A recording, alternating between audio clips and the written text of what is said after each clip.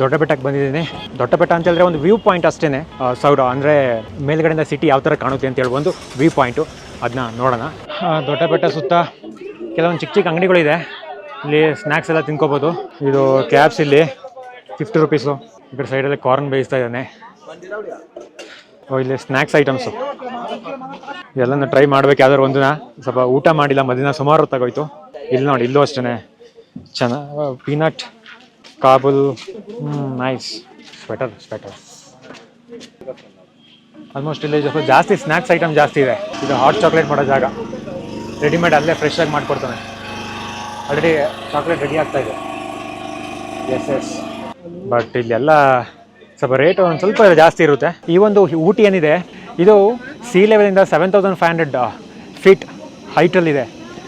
So ಹಾಗಾಗಿ ಇದು weather ಯಾವತ್ತೂ ಕೂಡ ಕೂಲಾಗಿರುತ್ತೆ. ಸ್ವಲ್ಪ ಹಾಟ್ ಅಂತ ಹೇಳೋದು ಸ್ವಲ್ಪ ಕಡಿಮೆನೇ, ಸ್ವಲ್ಪ ಅಂತಲ್ಲ ತುಂಬಾ ಕಡಿಮೆನೇ. ಯಾಕಂದರೆ 7500 ಅಂತ ಹೇಳಿದ್ರೆ ಸಖತ್ ದೊಡ್ಡದೆ. ನಾವು ಲಾಸ್ಟ್ ಟೈಮ್ ನಂದಿ ಹಿಲ್ಸಿಗೆ ಹೋದಾಗ ಅಲ್ಲಿ ಅದು 4500 ಅಥವಾ 5000 ಅಡಿ ಹೈಟಲ್ಲಿರುವಂಥದ್ದೇ ಅಷ್ಟೊಂದು ಕೂಲ್ ಇತ್ತು. ಸೊ ಇದು 7500 ಅಂತ ಹೇಳಿದ್ರೆ ಇನ್ನೂ ತುಂಬಾ ಕೂಲ್ ಇರುತ್ತೆ. ಇಲ್ಲೆಲ್ಲ ಉದ್ದಕ್ಕೂ ಇದೇ ಶಾಪ್ಸ್ಗಳು, ಕ್ಲಾತ್ ಶಾಪ್ ಆಗಿರ್ಬೋದು, ಇಲ್ಲ ಅಂತ ಹೇಳಿದ್ರೆ ಜ್ಯುವೆಲರ್ ಶಾಪ್ ಆಗಿರ್ಬೋದು, ಇವುಗಳೇ ಜಾಸ್ತಿ. ಇಲ್ಲಿ ಕಾಣ್ ನೋಡ್ತಾ ಇರ್ಬೋದು ಸೈಡಲ್ಲಿ. ಫಸ್ಟಿಗೆ ಇಲ್ಲಿ ಆ ಬೆಟ್ಟದ ಟಾಪ್ ವ್ಯೂ ನೋಡ್ಬೇಕಂತಂದರೆ ಟಿಕೆಟ್ ತೊಗೋಬೇಕು. ಟಿಕೆಟ್ಗೆ ಲೈನ್ ನಿಲ್ಬೇಕು. ಇಲ್ಲಿ ನೋಡಿ ಎಷ್ಟು ಜನ ಲೈನಾಗಿ ನಿಂತ್ಕೊಂಡಿದ್ದಾರೆ ಅಂತ.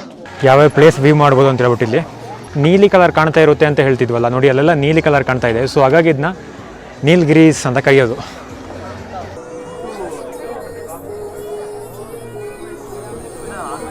ಈ ಒಂದು ಊಟಿ ಸರೌಂಡಿಂಗ್ ಏನಿದೆ, ಮೊದಲು ಇದನ್ನ ಮೈಸೂರು ಪ್ರಾವಿನೆನ್ಸ್ ಅವರು ಆಳ್ವಿಕೆ ಮಾಡ್ತಿದ್ರು.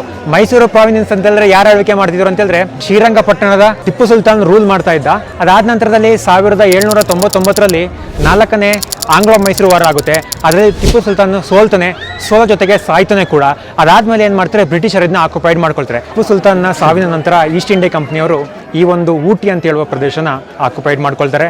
ಅಲ್ಲಿ ಕೆಲವೊಂದು ಡೆವಲಪ್ಮೆಂಟ್ಗಳನ್ನ ಸ್ಟಾರ್ಟ್ ಮಾಡ್ತಾರೆ. ಏನು ಡೆವಲಪ್ಮೆಂಟ್ ಮಾಡ್ತಾರೆ ಅಂತ ಹೇಳಿದ್ರೆ, ಸ್ಟಾರ್ಟಿಂಗಲ್ಲಿ ಇವರು ಮಿಲಿಟರಿ ಫೋರ್ಸ್ಗಳು ಈ ಒಂದು ಬಿಸಿಲಿನ ಬೇಗೆಗೆ ಬಳಲೋಗ್ತಿದ್ರಲ್ಲ, ಆ ಒಂದು ಬಿಸಿಲಿನ ಬೇಗೆನ ತಪ್ಪಿಸ್ಕೊಳ್ಳೋಕ್ಕೋಸ್ಕರ ಇಲ್ಲಿ ಕೆಲವೊಂದು ಪ್ಲೇಸಸ್ಗಳನ್ನ ಡೆವಲಪ್ ಮಾಡ್ತಾರೆ. ಆ ಡೆವಲಪ್ ಮಾಡಿದಂಥ ಪ್ಲೇಸೇ ಊಟಿ. ಇದು ನನ್ನಿಂದ ಕಾಣಿಸಿರುವಂತಹ ವ್ಯೂ. ಊಟಿ ಅಂತ ಹೇಳಿದ್ರೆ famous Ooty carrot, Ooty beetroot, Ooty apple. So ಅದನ್ನೆಲ್ಲ ಇದೆಲ್ಲ ಸೇಲ್ ಮಾಡ್ತಾ ಇದ್ದಾರೆ ಇಟ್ಕೊಂಡು. ಇದು ಬಾಕ್ಸಸ್ಸು ಏನೇನೋ ಇಟ್ಕೊಂಡಿದ್ದಾರೆ, ಬಟ್ ಏನೇನಂತ ಗೊತ್ತಾಗ್ತಾ ಇಲ್ಲ. ಇವೆಲ್ಲ ಲೇಡೀಸ್ ಸಾಮಾನುಗಳು. ಇಲ್ಲಿ ನಮಗೆ ಬೇಕಾಗಿರೋ ಐಟಮ್ ಇಲ್ಲ. ಇಲ್ಲಿ ಬ್ಯಾಗ್ಸ್.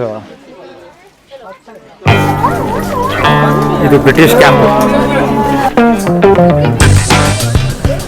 ಸ್ವಲ್ಪ ಹೊಟ್ಟೆ ಹಸಿತಾ ಇದೆ. ಇಲ್ಲಿ ಏನಾದ್ರು ಒಂದು ಸ್ವಲ್ಪ ಸ್ನ್ಯಾಕ್ಸ್ ಟ್ರೈ ಮಾಡ್ಬಿಡೋಣ. ಟೈಮ್ ಬೇರೆ 4:15. ಎತ್ತರ ಮೇಡಮ್ ಅವ್ರ ಪ್ಲೇಟ್ ಕೊಡಂಗೆ ಮೇಡಮ್.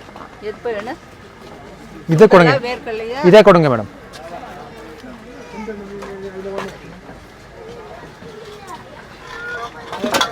ಓಕೆ ಏನೇನೋ ಮಸಾಲೆ ಹಾಕಿ ಟ್ರೈ ಮಾಡ್ತಾ ಇದ್ದಾರೆ. ಓಕೆ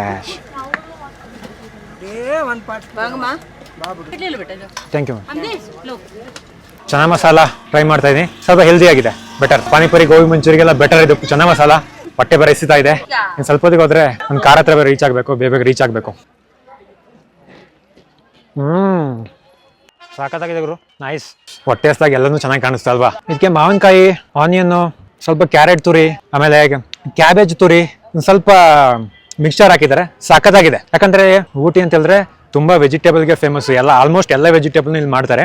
ಫಾರಿನ್ ಅಂದ್ರೆ ಇಂಗ್ಲಿಷ್ ವೆಜಿಟೇಬಲ್ಸ್ ಅಂತ ಹೇಳಿದ್ರೆ ನೂಕೋಲು, ಕಾಲಿಫ್ಲವರ್, ಕ್ಯಾಬೇಜ್, ಕ್ಯಾರೆಟ್, ಬೀಟ್ರೂಟ್ ಇವೆಲ್ಲ ಕೂಡ ಇಂಗ್ಲಿಷ್ ವೆಜಿಟೇಬಲ್ಸ್ಗಳು. ಹಾಗಾಗಿ ಊಟಿ ಆಲ್ಮೋಸ್ಟ್ ಜಾಸ್ತಿ ಇನ್ವೆನ್ಷನ್ ಮಾಡಿದ್ದು ಅಂತ ಹೇಳಿದ್ರೆ, ಊಟಿ ಅಂತ ಹೇಳೋ ಪ್ಲೇಸ್ನ ಟೂರಿಸಂ ಒಂಥರ ಡೆವಲಪ್ ಮಾಡಿದ್ದು ಅಂತ ಹೇಳಿದ್ರೆ ಬ್ರಿಟಿಷರ್ ಅಲ್ವಾ. ಸೊ ಹಾಗಾಗಿ ಬ್ರಿಟಿಷರ್ ಯಾವ್ಯಾವ ವೆಜಿಟೇಬಲ್ಸ್ನೆಲ್ಲ ಇಲ್ಲಿ ಬೆಳೀತಿದ್ರು ಅವೆಲ್ಲ ಕೂಡ ಇಲ್ಲಿ ಇನ್ನೂ ಕೂಡ ಬೆಳೀತಿದ್ರೆ, ಅದು ಇನ್ನೂ ಕೂಡ ಫೇಮಸ್ ಕೂಡ ಇಲ್ಲಿ. ಚಿಯರ್ಸ್. ಓಕೆ, ಮುಂದಿನ ಪ್ಲೇಸಲ್ಲಿ ಸಿಗ್ತೀನಿ. ಅಲ್ಲಿವರೆಗೂ ಟಾಟಾ.